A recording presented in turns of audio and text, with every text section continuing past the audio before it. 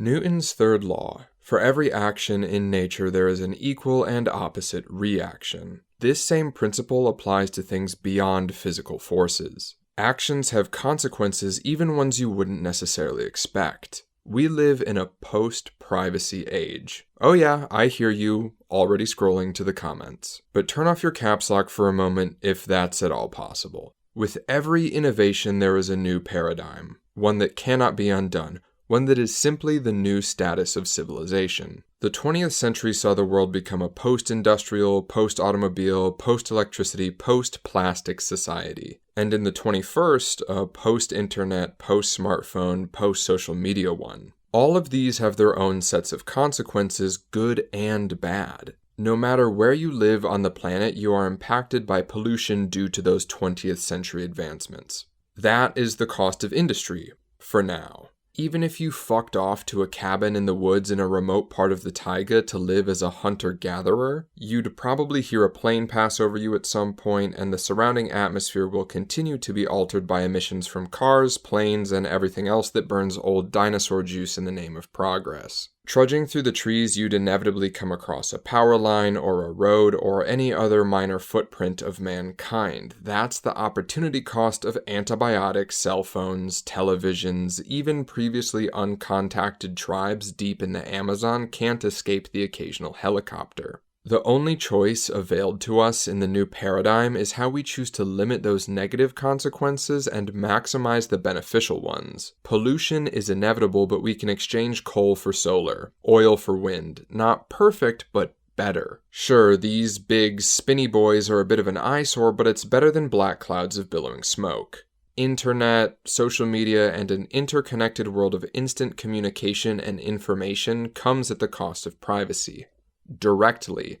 No two ways about it. Even if select individuals go off the grid itself requires user data to keep running. A few fed-up people can run off to Alaska and hunt moose for the rest of their days, but if even a tenth of the population joined in, industrial society would destabilize and collapse. As would our digital society if we all yeeted our phones into a canyon after watching The Social Dilemma. Now, more than one thing can be true at one time. Yes, it's true that we gave away our data for free before we knew that it would be the most valuable commodity in the history of humanity. Yes, it's true that we did so to fuel the free services internet model that is now coming around to force targeted ads deep into our large intestines and down our throats in the hopes of meeting somewhere near the duodenum. Yes, it's true that large apps and services collect wholly unnecessary metrics from the users for no reason other than blind profit. Yes, it's also true that these same companies are often terrible stewards of that data and under no obligation to keep it safe beyond the seasonal "we've updated our privacy policy" emails piling up in your inbox. And yes, that data is fueling online echo chambers that are stoking the flames of an ideological Cold War that is ultimately hampering progress everywhere so a bunch of cunts can cash in on it.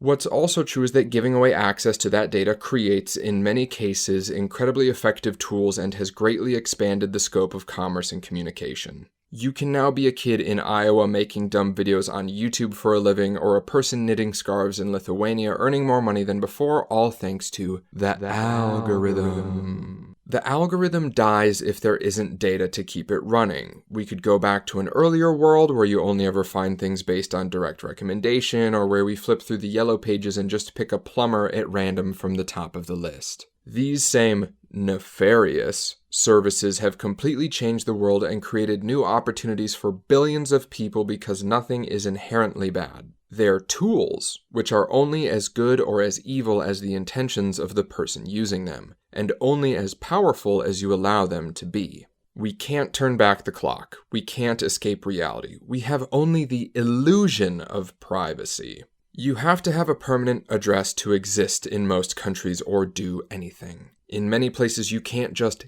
get a SIM card. I was recently in Hungary, and not only were my name, address, and passport not enough, but I also had to give them my mother's birth name, because I guess that's important.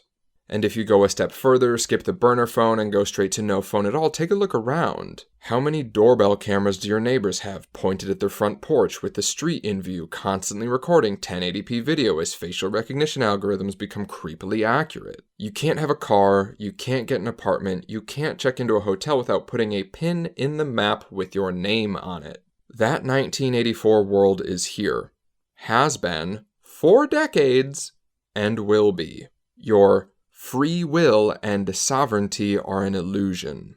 Global citizenry have been entirely disarmed by technological progress, and the only way forward is backing the horses that most have your back, not by standing still and declaring you're not in the race. That's a great way to get trampled. It's hilarious to me how misguided so many infosec enthusiasts are, hanging on the every word of Snowden-like characters, thinking that the government having access to their emails or text messages is what's going to do us all in. I just downloaded Signal. Checkmate, authoritarianism. Looks like your days are numbered. I'd post a black square on Instagram to end racism too, but I don't use Facebook products. They're totally compromised. Take a fucking look around, will you? China is exterminating an entire culture and nobody gives a fuck because it'd be a real pain in the bank account to move entire supply chains out of the country. A journalist was assassinated by the Saudi government and nobody blinks because the world runs on oil. A woman is shot dead in her own bedroom by police and no one is arrested. An anti-corruption candidate is poisoned on a plane in Russia. Regions and populations are seized and annexed to be met only with a shrug heard round the world. Epstein didn't fucking kill himself! It's not about privacy. They don't need your messages.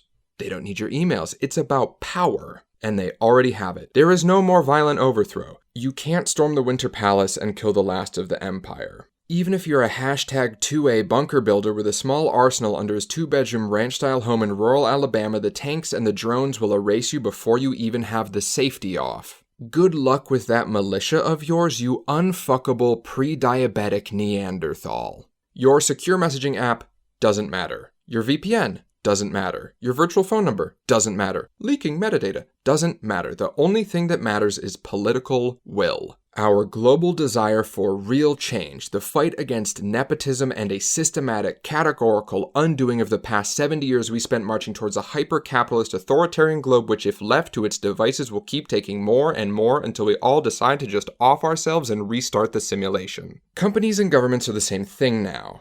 There used to be a time when they weren't, when large corporations were limited, when monopolies were undone, when you couldn't take control of an entire industry and box out new entrants. But then, just like a corporation, the powerful players bought out their competition. Until there was a merger. There are no more checks and balances, there is no more voting with your wallet, really. An incredibly small fraction of the population now has access to such immense wealth that nothing is off limits. Corporations write blank checks to politicians to make legislation that allows corporations to write blank checks for themselves and politicians. Fortune 500 companies are too big to fail, but an entire plurality of individual taxpayers apparently isn't. So if you're there watching this video, I'll ask you one question, one I often ask myself. What the fuck are you doing? If you think by installing an app you're doing anything, you're not. Not yet, at least. Downloading an app does nothing. Deleting your Facebook does nothing. It's what you do after that that matters. We are all still in the ecosystem. We are all locked into the corpocracy that has rigged the game. The house always wins, and even if you walk away from the table, mate, you're still in the casino. Secure messaging apps and pro-privacy services are incredibly important tools. So how are you going to use those tools? Because we damn well need them. They're the last open forums left, and if you aren't using them to undo the steady erosion of democracy and human rights, you're doing it wrong. Sure, send photos of your cats too, we all need a little levity. But every other generation has sat around and let things be someone else's problem, pushed it off onto somebody younger, looking at a bleaker world ahead of them. You can be a nihilist. I sure can. I've got no kids and a vasectomy scheduled for 6 months from now, so I have no problem with humanity collapsing once I shut the door behind me. But I'm not a total narcissist, so I wouldn't mind us apes figuring it the fuck out before we nuke the one rock we've been given in the cosmos. Propping up people who actually want to change the world and tear down these houses of corrupt cards. Or running your bloody self if no one else will.